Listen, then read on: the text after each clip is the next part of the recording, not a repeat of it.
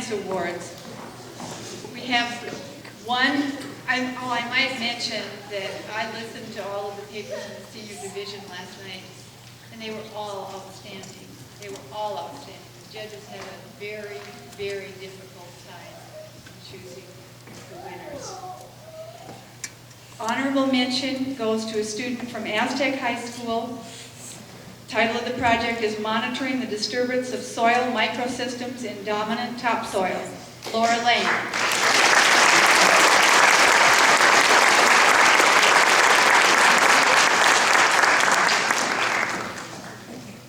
Third place in the senior division is a $50 award.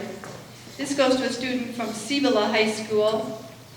The title of the paper is The Effect of Elemental Abundances on Stellar Evolution. I didn't write the student's name down. Elias. It's Elias. Elias Clark. Thank you.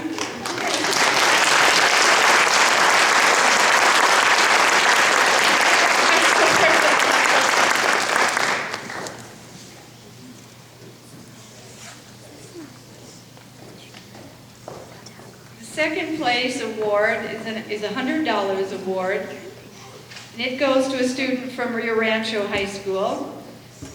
The title of the paper is Fighting Back, Jordan Granger.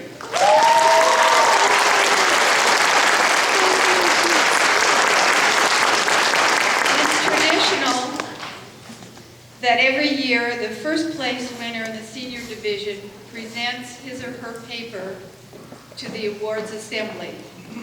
So I would like to introduce our first place winner. She's from Las Cruces High School. The title of her paper is Innovation and Imitation, Fiona McCrossan.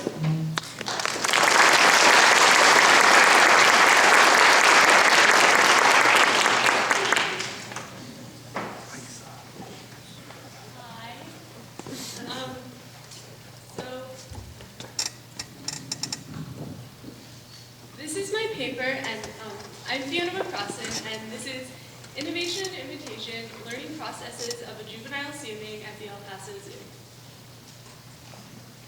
Siamangs are a type of lesser ape from Indonesia.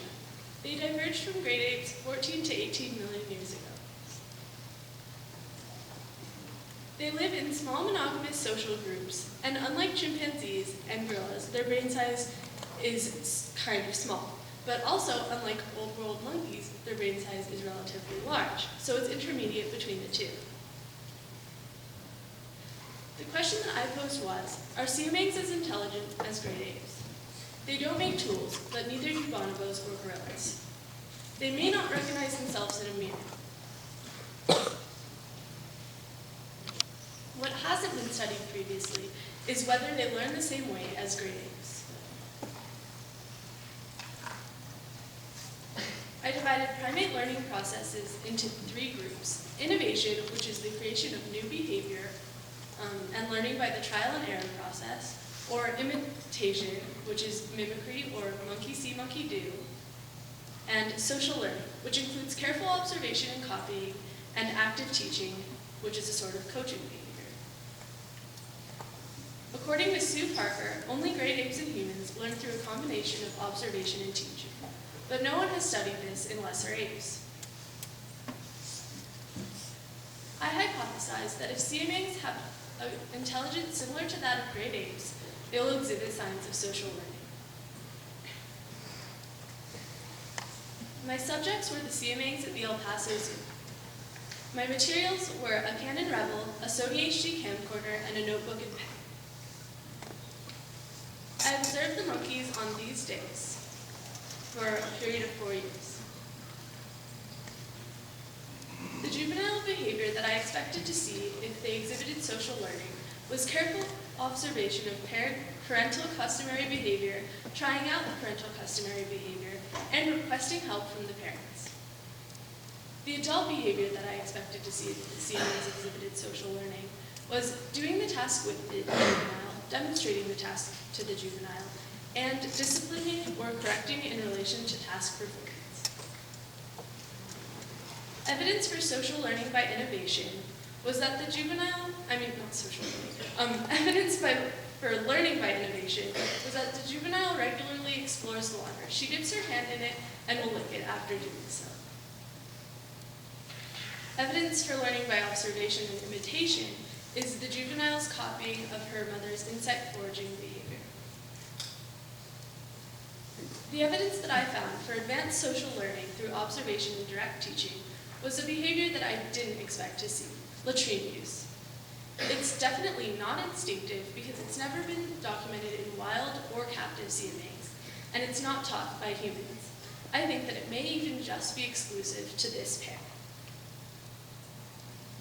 This is the same table that I've shown before, but with an asterisk next to each date that I observed latrine use. Initially, the mother would sit on the latrine and the baby would follow her, and then use the latrine after she moved. This is another example of the baby following her mother and using the latrine after her mother did. And so is this. Evidence for active teaching by her father was seen at 38 months old. Her father grabbed her by the hand and pulled her to the latrine. Then he bared her teeth at her, she ran to her mother, and ran back to the latrine and then used, all within a 1-minute period of time. The evidence for the first attempt by the juvenile to use the latrine by herself was seen at 38 months old also. At first, the juvenile sits at the latrine, and then she starts playing with grass and things. And her mother has to come and help her.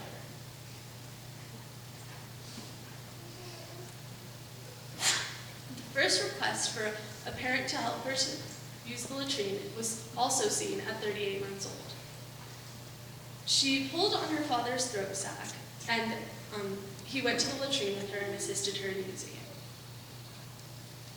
At 39 months old, I observed the juvenile Siamang using the latrine by herself. Evidence of active teaching of the juvenile was also seen when her father interpreted human intentions for her. The zookeeper at the zoo called for the baby, and he pulled her by her back over to the zookeeper. So I concluded that this study documents teaching and active learning of a complex family tradition or culture in a Siamang for the first time. Siamangs only share this process of active teaching and learning with great apes and humans. I concluded that the Siamangs are highly intelligent and that their last common ancestor with the great apes must have possessed this level of intelligence. Future questions that I would like to investigate are whether the juvenile Siamang will assist her new sibling to use the latrine because her mother is pregnant now, and whether the juvenile Siamang will teach her own young when she is relocated to another zoo how to use a latrine. This is my bibliography, and thank you.